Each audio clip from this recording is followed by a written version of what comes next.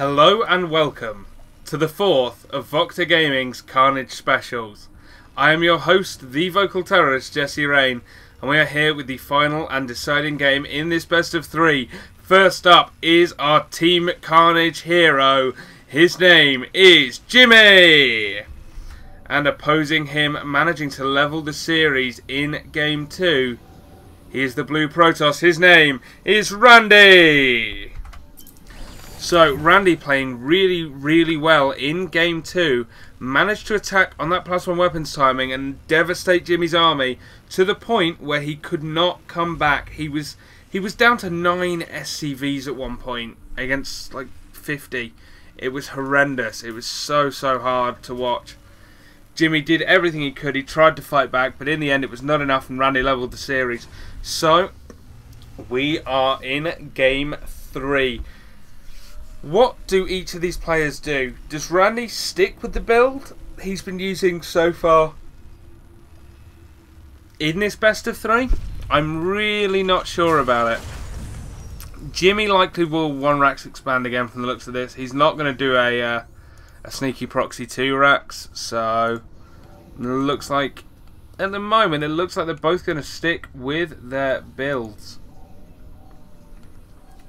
And that's interesting because Jimmy took it to the late game in game number 1 and managed to take the game with an excellent Battlecruiser Ghost composition. But in game 2, rANDY hit that nice timing, and that timing will be there again because the distance between here and here is not much different to the distance between bases on Ohana. But rANDY again is going to go Nexus first. I feel like Jimmy could have taken more advantage of that. He's seen that happen in 2 games so far. As it is, he's going to scout the wrong base first anyway. But I really feel like he could have done more with those Nexus timings to take them out. Yep, we have a Forge again. Still not too sold on that, but it does give you those nice upgrade timings. It does let you get them out quick. But I feel like you could get them out anyway with the double Forge and hit with +1/+1. Anyway, at the same time that rANDY hits with his +1/+1, and you'd be a lot safer to begin with.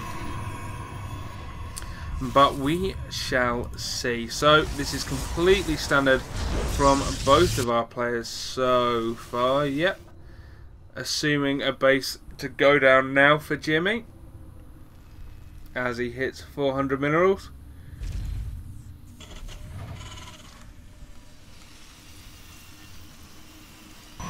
No deviation whatsoever from their builds so far. It feels like each player's come into this with their TVP build and is going to stick to that.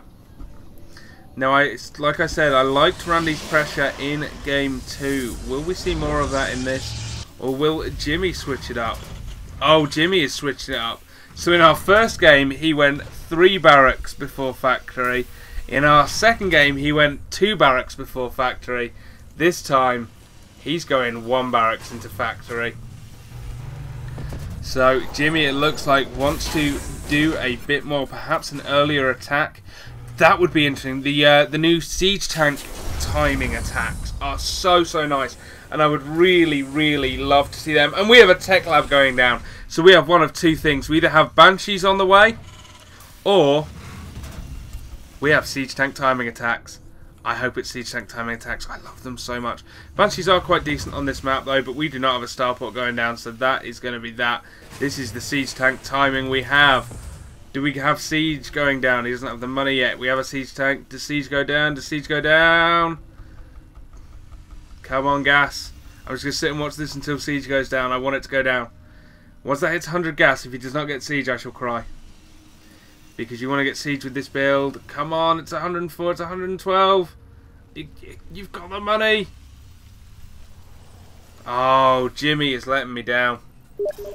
I so badly wanted him to get siege. Siege is so wonderful with this timing attack. As it is, he's going to get these 2 barracks up instead. Basically, what you do with this is you control the base, you control the ramp here. You move out with your Bioforce, you stick your tanks here.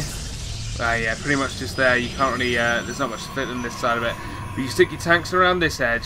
You siege them up, and you control this ramp, and you can run your bio up, attack into here, and then run them back, and all of the Protoss units will take splash damage. Siege tech is on the way. Okay, here we go. This is the siege tank timing attack. 100% it is. And will Jimmy be able to pull this off? He's going to move out now.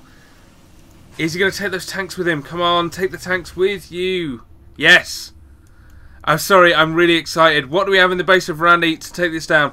We have an observer at the moment. We have a robotics bay on the way, but those Colossi are going to be out far too late. That attack is going to be here already. We have just 3 gateways. Only one is finished. Warp gate is only just done. We have 2 more gateways going down, but it's going to be so late. Jimmy is going to hit with this attack, and now Randy sees it. What does Randy do? He has 2 sentries. He needs to hold this ramp, but we have bunkers going down. These siege tanks are going to siege up here at the base of the ramp, and now... Oh, he tries to force field. He does force field, but the siege tanks are within range. Oh, he doesn't have any units up there for vision. Does he scan? Oh, no, the force fields were not right at all. That could well be game over. These pylons are going to go down. The siege tanks can move up, as we see, like I said. Stick them in this area. He has bunkers to retreat to. He's going to get a bunker in the natural. We have our first Colossus on the way. The gateways are finishing up. Warp gate is finished. Can Randy mount a counter attack to this? Can he hold this second base? He needs to. This is such a strong timing right now. And Jimmy is just rallying more and more units across the base. Randy was supply blocked there for a second. Luckily he did manage to get more pylons down. Otherwise he could not have walked in any more units to help defend this. When the Nexus goes down, he will lose supply as well. The Colossus is out. The Colossus is out and will do damage. But the bunker is up now. The bunker in the main is up, and that will help him fight this Colossus. The Colossus needs to be careful to stay out of siege tank range. Oh my god, he's going to get a siege tank in the natural itself. This is going to be incredible. The Colossus is coming now. Going to try and take it down, but it just cannot. It cannot do it by itself. The Nexus is going to die. Randy is just making as many pylons as possible, trying to keep ahead of that supply and warping in units, but is it going to be enough? He's lost that second base now, and Jimmy has got his own. Jimmy is on 2 base versus Randy's 1 base, and we have more bunkers going down. Stim is on the way. Once Stim finishes, Randy is going to be in a really difficult position. He's trying to get Colossus out, but he is not able to. Is he supply blocked? He was supply blocked for those Colossi.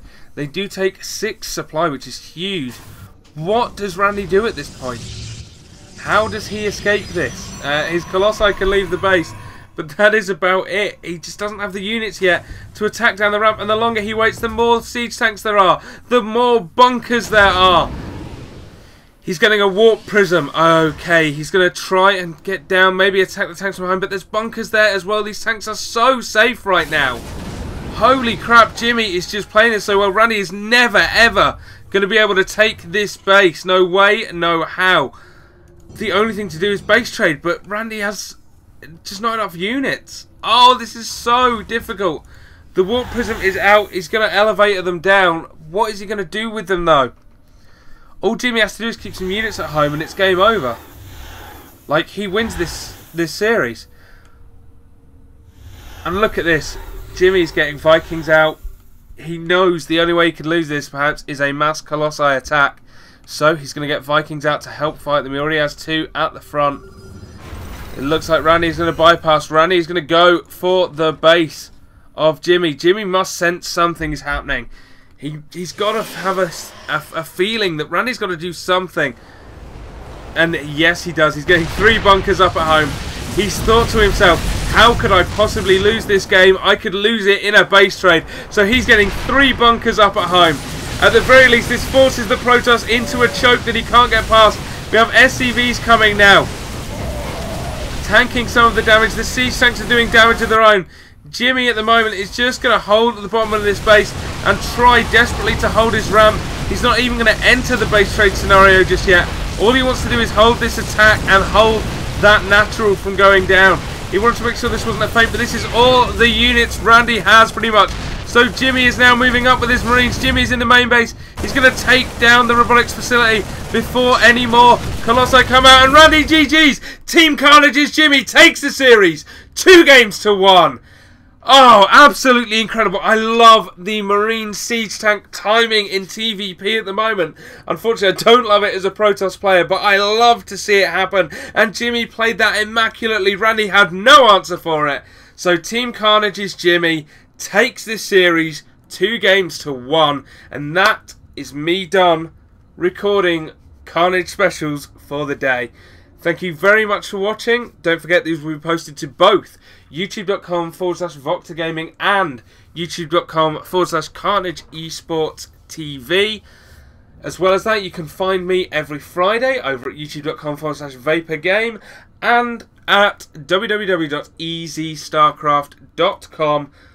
Also, please join us on the forums at www.scforum.eu, where I will be very shortly holding the SC Forum Open Tournament. More details on that coming in the next few days on youtube.com/VocTerGaming. Once again, thank you very much. I've been your host, the vocal terrorist, Jesse Rain, and I will see you all again next time.